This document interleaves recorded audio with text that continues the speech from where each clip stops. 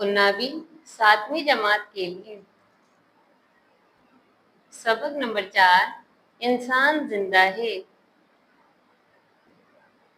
इंसान जिंदा है। इंसान फितरतन दियानतदार वाक़या हुआ है। आज भी लोगों में अच्छे औसाफ मौजूद हैं। ऐसे ही लोगों में से एक रिक्शा ड्राइवर का किस्सा सुनिए, जो सवारी उतार कर घर आया। गर्द गुबार झाड़ने में उसे पिछली सीट पर एक जनाना पर्स नजर आया। खोल कर देखा तो इसमें हजारों के नोट थे। वो फौरन रिक्शा लेकर उसी मोहल्ले की गली में जा पहुंचा। छोटी सी मस्जिद में जाकर इमाम साहब से लाउड स्पीकर पर ऐलान करने को कहा कि वो जनाना सवारी जो अभी 1-1.5 घंटा पहले इस गली में रिक्शे से उतरी थी, मस्जिद के बाहर आ जाए। थोड़ी देर में एक औरत रोती धोती अपने अजीजों के हमरा आई। पर्स पहचाना, पैसे गिने और अल्लाह का शुक्र अदा किया।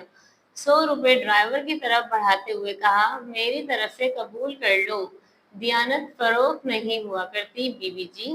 ड्राइवर ने ये कहकर चला गया।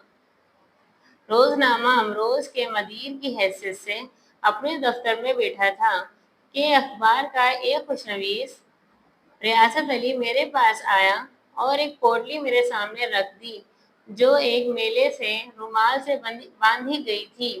खुशनवीस बोला, मैं दफ्तर आने के लिए घर से निकल कर बस स्टॉप पर आया तो मुझे ये पोटली मिली। खोल कर देखा तो इसमें जेवर ही जेवर था।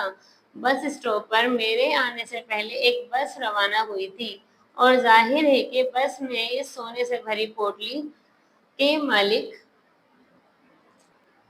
या मालकन थे, जो जा चुके थे। अब उसे आपकी खिदमत में लाया हूँ कि अखबार में इसका ऐलान कर दीजिए, ताकि कल इस मिल्कियत का दावा करने वाले उसे ले जाएं। तब तक ये जेवर आपकी तहवील में रहेगा। मैं अपने पास भी रख सकता था, मगर खौफजदा था कि कहीं शैतान मुझे गुमराह न कर दे और मैं ये हजारों का माल हड़प करने का सोचूं। अल्लाह ना करे मैं ऐसा सोचूं, मगर इंसान का क्या पता जी, जबकि इसके सामने सोना ही सोना रखा हो। ये कहकर रियासत अली चला गया। मैं हैरान होता रहा कि हमारे मुआशरे में ऐसे लोग भी मौजूद हैं। मैंने अखबार में ऐलान करा दिया। दूसरे दिन दफ्तर पहुंचा तो एक बूढ़ा और बुढ़िया मौजूद थे। उन्होंने मुझे बताया कि ये जेवर उन्होंने बेटे और बेटियों से मांगकर इकट्ठा किया था। वो उसे बेचकर शहर से बाहर एक हाउसिंग सोसाइटी से 5 मरले का एक कतई जमीन खरीदना चाहते थे और एक छोटा सा मकान तामीर करवाने का इरादा था। बूढ़ा बोला, ये जेवर की पोटली मैंने अपनी बीवी के हवाले कर दी थी कि अपने बुरके में छुपा लो। हम जौहरी के यहाँ जा रहे थे। उसने बस स्टॉप पर पोटली बेंच पर रख दी। बस आई और हम सवार हो गए। कुछ ही देर बाद मैंने उससे पूछा कि पोटली महफूज है ना? तब उसने चीखना शुरू कर दिया। हम वापस बस स्टॉप पर आए, मगर वहां तो पोटली का नाम और निशान न था। ये नेक वक्त वहीं बेहोश हो गई। सुबह अखबार में आपका ऐलान देखा तो अल्लाह का शुक्र अदा करता हुआ कि पोटली महफूज है, मैंने रियासत अली को बुला भेजा। वो आया तो मैंने उसके सामने निशानियां पूछी। सब जवाब दुरुस्त निकले तो मैंने पोटली उनके हवाले कर दी।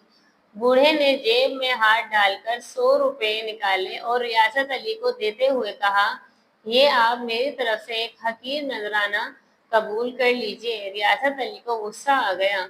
बोला, बुजुर्ग हूँ, अगर एक काम नेक जर्द हो गया है तो इस नेकी को नेकी रहने दीजिए। इस 100 रुपए के नोट से आलूदा नहीं कीजिए।